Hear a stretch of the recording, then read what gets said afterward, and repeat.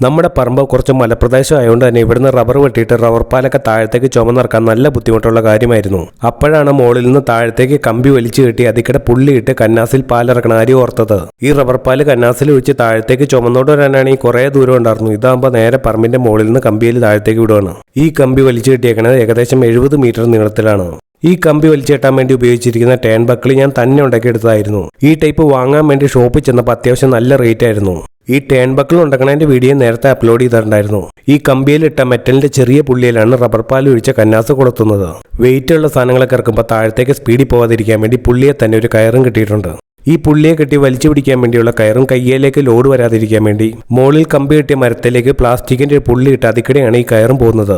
ഈ കമ്പി വലിച്ചു കെട്ടിയേക്കണ ഒരുപാട് ഹൈറ്റിലൊന്നുമല്ല. റബ്ബർ വെട്ടുന്ന ചേട്ടന് ഒത്തിരി ഹൈറ്റില്ലാത്തതുകൊണ്ട് തന്നെ പുള്ളിയുടെ സൗകര്യം കൂടെ നോക്കിയിട്ടാണ് ഇതുപോലെ ചെയ്തത്.